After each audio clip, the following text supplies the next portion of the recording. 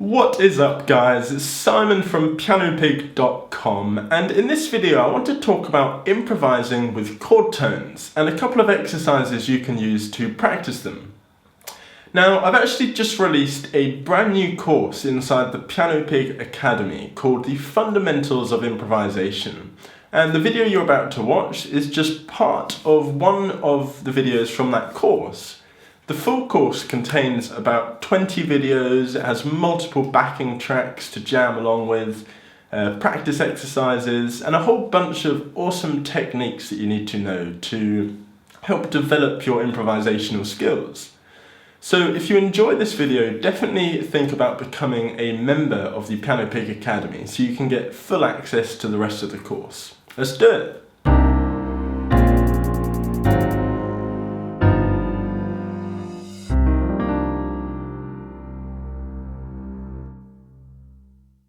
So hopefully at this stage you're comfortable with noodling around using the minor pentatonic scale. And there's a good chance you've been comfortable with this for quite some time if you've had previous experience with improvisation. And maybe you're comfortable using some other scales as well. And that's cool, most musicians begin improvising with scales.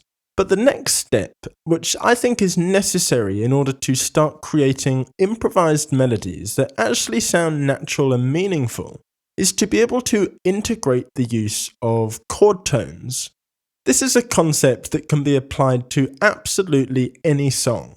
The more complicated the chord changes are, the more complicated this method becomes. So let's start with the obvious question. What are chord tones? Chord tones are basically just the notes within a chord. So for a C major chord, the chord tones would be C, E, and G. But you could extend this and say that the seventh is also a chord tone, even if the seventh isn't in the chord notation. So if the chord literally just said C major, the seventh still counts as a chord tone. We can even extend this to the ninth as well. The ninth is a chord tone. You could keep on extending this up to the 11th and the 13th, but they get harder and harder to use the more you extend it.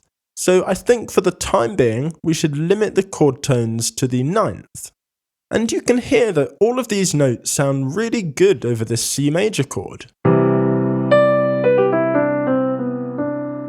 That's just using those chord tones we just went over.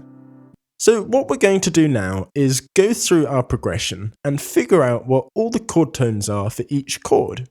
Starting with the A minor 7, the 1 would be A, the 3 would be a C, the 5 is an E, 7th is a G, and the 9th is a B. If we just take out this root note, the root note's not, it's the easiest to remember, and it actually has the least amount of character compared to the other chord tones. So we're left with this. The 3, 5, 7, and 9. Our next chord, C major 9. We've already looked at this one. We've got the 1, and then the 3, 5, 7, and 9. Next is our D minor 9.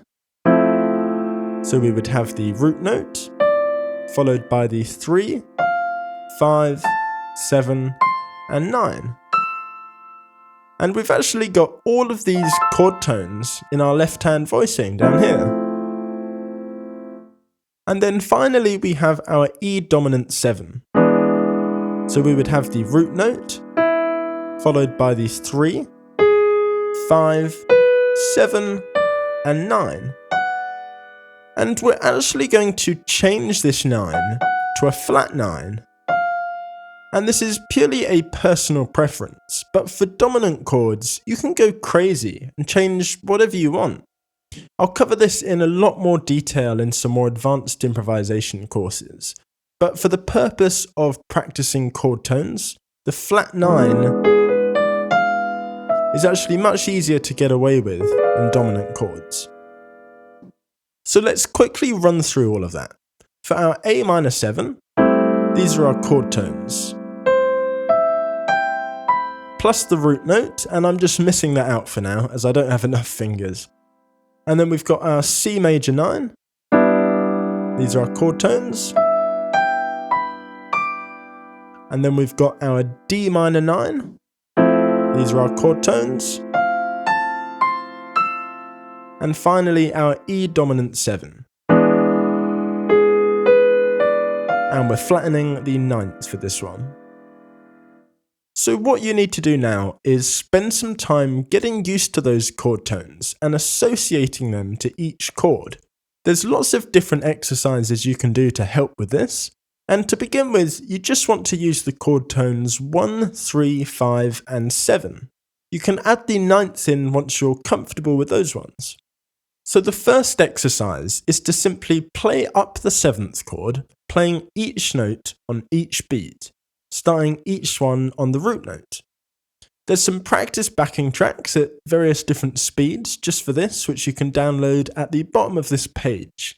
And I'm going to play through this first exercise to show you what I mean.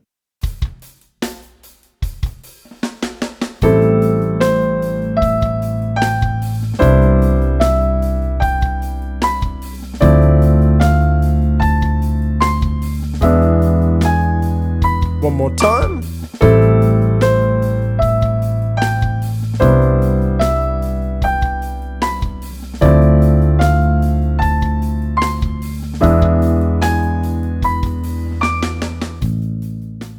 So that's the first exercise, and you can do a slower version if you need, and then you can even miss out the chords, and you'll slowly start to be able to associate all the chord tones to the chords. Exercise 2 gets a bit more complicated, and it's going to really help you join them all together. So if you want to see the rest of that video and get access to the jam tracks, notations, and the entire course, head over to PianoPig.com and become a member. Hope you enjoyed the video, and I will see you next time.